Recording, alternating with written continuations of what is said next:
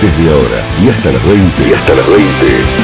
Es momento de Animate. Un espacio para escuchar, charlar, crecer y sobre todo, para dejar atrás lo que nos detiene. Con la conducción de Aldo Gamba. Te lo venía anunciando al inicio del programa. Hoy levantamos el telón y empezamos a ver lo que hay detrás de esta guerra, este conflicto bélico entre Rusia y Ucrania. Y para generar un contexto, y ya lo tenemos en línea, quédate con ciertas palabras. Quédate con, por supuesto, Rusia y Ucrania, dos naciones, un conflicto. Quédate con OTAN, quédate con la ONU. Y te vas a dar cuenta por qué. Cristian Lamesa, ya te lo tenemos en línea. Aldo Gamba te saluda. Buenas tardes, ¿cómo estás? Un gran placer estar charlando con vos y con tus oyentes. No, gracias a vos, Cristian, un corresponsal que nos va a brindar, en principio, más allá de tu enfoque, una mirada detrás de escena. Pero para esto quiero que me ayudes y quiero llevar a nuestra audiencia a un relato que sea cronológico. Y para no ir tan atrás, quiero ir al 2014, cuando se vota un referéndum para decidir sobre estas zonas que hoy están en conflicto, que tengan la opción de ser independientes, ¿no? De pertenecer, si querés, a una cultura rusa, a sus costumbres, a su idioma y demás. Contame a la audiencia y contame a mí qué ocurre desde 2014, cuando de alguna manera se genera este contexto geopolítico, y cómo hoy no, ya hace un tiempo se desencadena en este conflicto entre Rusia y Ucrania. Bueno, vos estás yendo a un punto central y muy importante, y como me gusta a mí, ir al origen de las cosas, que en realidad nos podríamos ir más atrás todavía, pero yo entiendo que los tiempos en los medios de comunicación son tiranos, como dice, por eso yo te voy a pedir también que vos me cortes con total libertad si me extiendo demasiado. Voy a tratar de ser breve, de todos modos. Dale. En 2014 lo que sucede, Aldo, es una reacción a una acción. ¿La acción cuál fue? La acción fue un golpe de Estado provocado con la instigación y el financiamiento del Departamento de Estado de los Estados Unidos de América y la colaboración de la Unión Europea, y este golpe de Estado fue en perjuicio del presidente Viktor Yanukovych, un presidente con una gran raigambre en el interior de Ucrania. De hecho, el partido al que él pertenecía se llama el Partido de las Regiones. Él, de hecho, fue gobernador de la región del Oblast de Donetsk, donde ganó con 90% de los votos, una gran popularidad. Cuando se genera este golpe de Estado, se lo saca del poder a Yanukovych con una rebelión muy violenta, muy sangrienta, que costó decenas y decenas de vidas. Hay diferentes regiones que protestan ante esta situación. La península de Crimea, históricamente rusa, pero por avatares de la historia que sería largo explicar, pero en otro momento te lo puedo desarrollar en extenso. Debido a un estatus especial dentro de lo que era Ucrania, tenía la posibilidad, esta potestad, de hacer un referéndum, y de hecho es lo que hizo, pidió la reunificación con Rusia, y la Duma estatal del Estado ruso lo admitió. Te hago una pausa y un segundo para que la gente vaya incorporando también. ¿Qué nivel de participación tuvo en ese momento la OTAN? Bueno, la OTAN en ese momento, la participación que tuvo fue a través de las herramientas políticas que tiene, que es la Unión Europea y es el Departamento de Estado de los Estados Unidos, no como entidad OTAN abiertamente. Digamos que era una instancia más política. Sin duda, lo que vos preguntas es importante también, porque apoderarse de la península de Crimea por parte del régimen de Kiev, y digo régimen porque el origen a través de este golpe de Estado está viciado de nulidad, iba a ser, evidentemente, se dice que Crimea, la península de Crimea es un portaaviones inundible en el Mar Negro. Entonces vos imagínate que instalar una base de la OTAN en ese lugar era de una importancia estratégica fundamental para la OTAN y en desmedro de la seguridad nacional de Rusia. Así es. Esto no pudo suceder, este referéndum no pudo suceder en las regiones del Donbass, de las repúblicas autoproclamadas, en ese momento repúblicas populares de Donetsk, de Lugansk, y también en Kharkov. Lo que pasa es que en Kharkov fueron fuertemente reprimidos y quedaron en control de Kiev. pero a raíz de la resistencia de estas repúblicas populares se desata una guerra civil. Una guerra civil, o sea, la guerra no empieza el 24 de febrero de este año, sino que empieza a comienzos de 2014. Esa guerra civil que generó a comenzar la operación militar rusa había provocado unos 14.000 muertos, esto denunciado en la ONU en diferentes oportunidades y desgraciadamente Occidente colectivo hizo oídos sordos a esto. Me tomo la libertad de decirlo porque yo humildemente, desde un lugar de un desconocido que simplemente escribía algunos artículos sobre este tema, me atreví inclusive a apelar a la Argentina, a nuestro gobierno, dado la importancia que tiene en el campo de los derechos humanos la palabra Argentina, esto un año antes de comenzar la guerra ahora este año, pero obviamente los intereses de la Argentina a veces van por otros carriles. Bueno, como para sintetizártelo y hacer tu consulta, a raíz de esta guerra civil hay dos hechos importantes que son los acuerdos de Minsk, que se trata de llegar a un alto al fuego en el mismo 2014, esto se firma en Bielorrusia, justamente por eso se llaman acuerdos de Minsk, y están garantizados por Bielorrusia, Rusia, Francia y Alemania, y es firmante Ucrania también, y esto que buscaba, el cese al fuego, la no utilización de armamento pesado, y que dentro de la legislación ucraniana se buscase la forma, dentro de un país unitario como es Ucrania, la forma de darle cierta autonomía, un estatuto autonómico a estas regiones, ni más ni menos como es en España, en tantas regiones autonómicas, para que no se librase de este avasallamiento de prohibirles el uso de la lengua materna y diversas cosas que ya estaban sucediendo. Esto no lo respeta Kiev, se hacen los acuerdos de Minsk II al año siguiente, en 2015, y esto siempre fue respetado por Rusia al punto tal que recién en este año reconoce las independencias de estas repúblicas.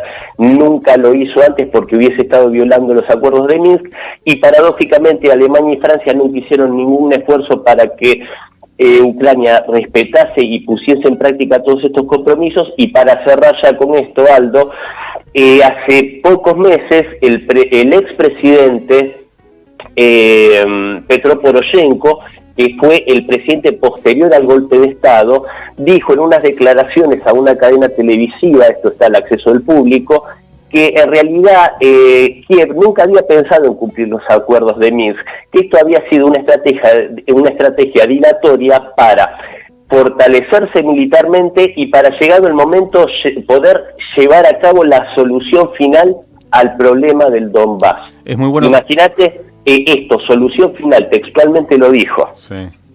Fíjate que no te interrumpí porque es excelente, digamos, el relato, la crónica, de cómo lo venís narrando, porque detrás yo siempre digo que de acuerdo a cómo recibís el relato es la historia que cada uno compra. Entonces es importante escuchar datos, ¿no? O sea, es importante esto que vos referías recién al acuerdo celebrado y no respetado. Es importante entender qué función cumple la OTAN, que después vamos a seguir conversando. Lo mismo que Naciones Unidas, ¿no? No podemos dejarlas tampoco afuera. Ese es un punto central. Y cómo también intervienen las principales potencias que de a poco también vamos a ir yendo por ese camino. Pero te pregunto, las acciones de Zelensky anunciando la invasión al Donbass, con el apoyo, por supuesto, de la OTAN, no nos olvidemos que la OTAN aprovisiona a Ucrania cuando es un organismo internacional, en realidad es una alianza militar internacional que debería buscar un equilibrio, justamente, que no lo ha logrado, como tampoco la ONU lo ha logrado, como no lo han logrado, y después vamos a hablar también en la guerra de Malvinas. Digo, termina aprovisionando, termina hasta generando fuerzas paramilitares, supuestamente, a favor de Ucrania. Y frente a eso la posición de Rusia, ¿no? Obviamente mostrándose como una potencia que lo es también en su defensa. ¿Cuál es la situación real? El por qué, más allá de esto que vos explicabas recién, el posicionamiento estratégico, este mapa geopolítico, ¿hay otra causa real que tenga que ver con este conflicto que haya escalado tanto? Sí, mira, si vos me das 5 minutos voy a tratar de ser súper sintético, porque es muy importante lo que vos me acabas de preguntar. Mira, acá hay que remontarse a la caída de la Unión Soviética. que tuvo un montón de componentes diversos. Digamos, hace poco murió Mikhail Gorbachev, gran responsable a mi forma de entender la realidad de ese evento, que marcó la geopolítica mundial de forma irreversible. Bueno, el Occidente, representado y encabezado por la figura de Ronald Reagan y Margaret Thatcher, que fueron un poco los que iniciaron esto, y que lograron la destrucción de la Unión Soviética, una vez logrado este cometido y que llega al poder, o sea, se destruye la Unión Soviética, se desmembra en 15 naciones diferentes, y después de esto llega al poder en Rusia una figura que más amigo de Occidente no se podía conseguir en Rusia. Estoy hablando de Boris Yeltsin. En esa oportunidad, Occidente se embriagó, diría yo, de triunfalismo, y en vez de entender que tenía una oportunidad histórica de tratar de construir un mundo sin unas tensiones bélicas o sin la amenaza a los dos bloques enfrentados, sino si realmente hubiese querido construir un mundo de progreso, lo hubiese podido hacer en ese momento.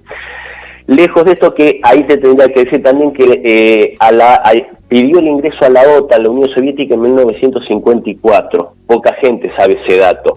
Si realmente la OTAN hubiese querido ser un organismo que garantizase la paz mundial, se hubiese admitido a la Unión Soviética. Pero bueno, volvamos a la caída de la Unión Soviética. Con Boris Yeltsin como presidente de Rusia, se hizo todos los esfuerzos desde Occidente para destruir aún más a la Federación Rusa. ¿De qué modo lo digo? A través de la infiltración con servicios de inteligencia que generaron y financiaron grupos terroristas que provocaron la primera y sangrienta guerra de Chechenia, después la posterior segunda guerra de Chechenia. En el año 97, con Yeltsin todavía como presidente, se firman los acuerdos OTAN-Rusia. En esos acuerdos se convenía no extender más las fronteras de la OTAN hacia Oriente, hacia Rusia, sino que quedase en stand-by. 2 años después, en el año 99, toman en su seno a varios países que habían pertenecido al Pacto de Varsovia, Polonia, Hungría, etcétera. Llega Vladimir Putin en el año 2000 al poder. Obviamente esa Rusia estaba destruida, había que hacer todo un trabajo para ponerla de pie nuevamente. Y en el año 2001, cuando es el atentado contra las Torres Gemelas en Estados Unidos, Vladimir Putin es el primero que llama a George W. Bush,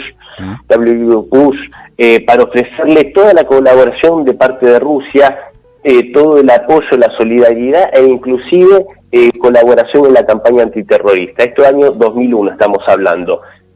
Más no se podía mostrar colaborativa Rusia.